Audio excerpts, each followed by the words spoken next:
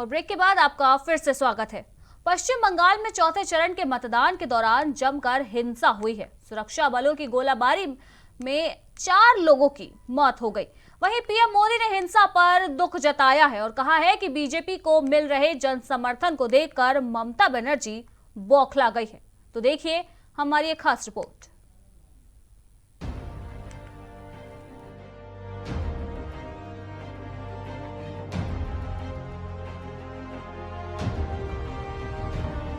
पश्चिम बंगाल में अभी 4 चरण के मतदान और बाकी हैं और राजनीतिक पार्टियां सत्ता में सरकार बनाने के लिए चुनाव प्रचार प्रसार में लगी हैं। इधर प्रधानमंत्री नरेंद्र मोदी बंगाल के सिलीगुड़ी में चुनावी रैली को संबोधित कर रहे थे। चुनावी रैली को संबोधित करते हुए पीएम मोदी ने कहा कि नॉर्थ बंगाल भारत मां के गले में ऐसी भव्य माला है जिसमें अलग अलग भाषा, जाति, भिन्न भिन्न समुदाय के लोग अलग अलग फूलों में गुथे हुए हैं।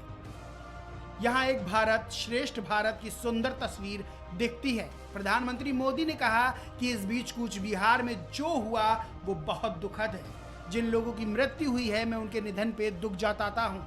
मेरी संवेदनाएं उनके परिवार के साथ हैं। बीजेपी के पक्ष में जन समर्थन देखकर दीदी और उनके गुंडों की बौखलाहट बेकाबू होती जा रही है। साथियों, इस बीच कुछ बिहार में जो हुआ है वो बहुत ही दुखद है। जिन लोगों की मृत्यु हुई है मैं उनके निधन पर दुख जताता हूं। मेरी संवेदनाएं उनके परिवार के साथ है। बीजेपी के पक्ष में जन समर्थन देखकर दीदी और उनके गुंडों में बौखलाहट हो रही है। आपकी कुर्सी जाते देख दीदी इस स्तर पर उतर आई है, लेकिन मैं दीदी को, टीएमसी को, उनके गुंडों को साफ साफ कह देना चाहता हूं, दीदी और टीएमसी की मनमानी बंगाल में नहीं चलने दी जाएगी।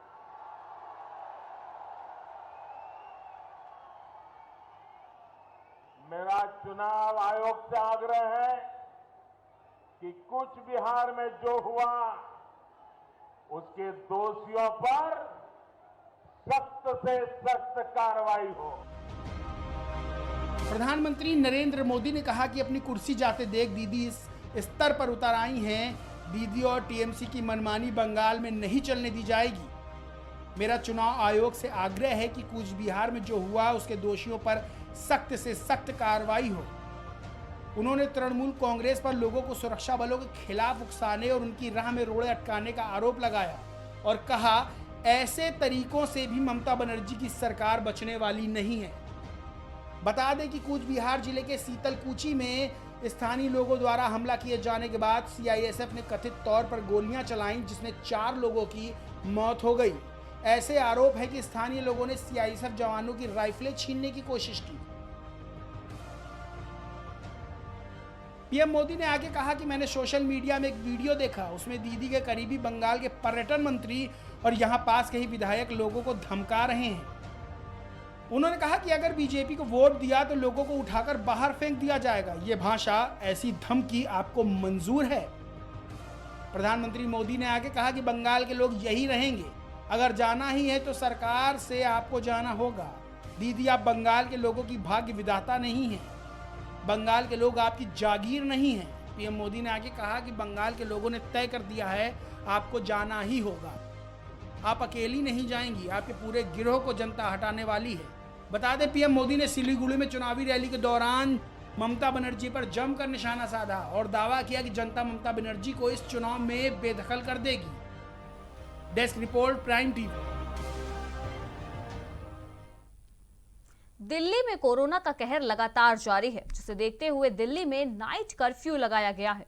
वहीं कोरोना के बढ़ते मामलों को देखते हुए यह अंदेशा जताया जा रहा है कि दिल्ली में लॉकडाउन लग सकता है, लेकिन अरविंद केजरीवाल ने इस पर विराम लगा दिया है। तो चलिए देखते हैं हमारी एक खास रिपोर्ट।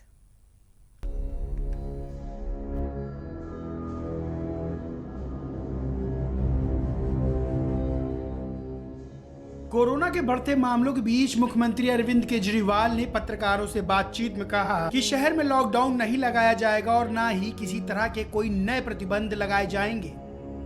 बता दें कि दिल्ली में कोरोना वायरस संक्रमण के बढ़ते मामलों के बीच मंगलवार से रात का कर्फ्यू लगाया गया है।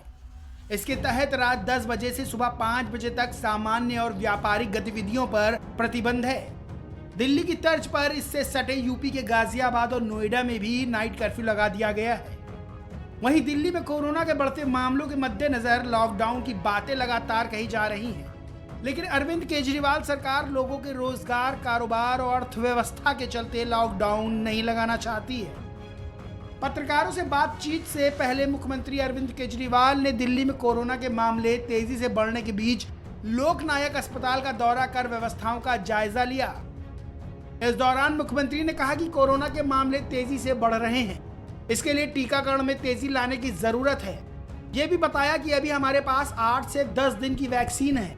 उन्होंने बताया कि इस बात को लेकर मैंने प्रधानमंत्री को चिट्ठी लिखी है कि सभी को टीका लगाने की छूट दी जाए और टीकाकरण केंद्र बढ़ाने की छूट दी जाए, तो हम 2 से 3 महीने में पूरी दिल्ली को टीका लगा देंगे। अरविंद केजरीवाल ने यह भी बताया कि अभी बचाव के लिए हमारी कुछ और सख्ती करने की तैयारी है, उसके बारे में जल्द जानकारी देंगे, लेकिन लॉकडाउन नहीं लगेगा। वैक्सीनेशन में मैंने प्रधानमंत्री जी को चिट्ठी भी लिखी है कि पूरे हम दिल्ली के अंदर, मैं अपनी व्यवस्था बता सकता हूं, मैं बाकी देश के बारे में बात नहीं कर सकता।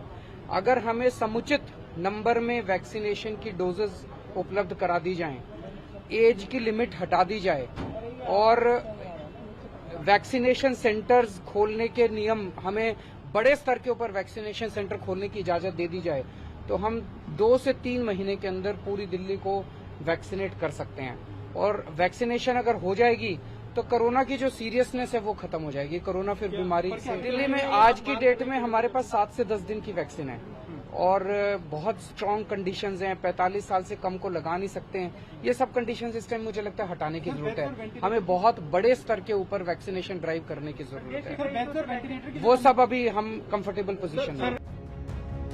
वहीं इसके साथ राजधानी दिल्ली में वैक्सीन पर राजनीति गरमाती जा रही है। आप पार्टी ने केंद्र सरकार पर निशाना साधा है कि जहां भारत में कोरोना वैक्सीन की कमी है, तो वहीं पाकिस्तान को वैक्सीन निर्यात करने की तैयारी की जा रही है।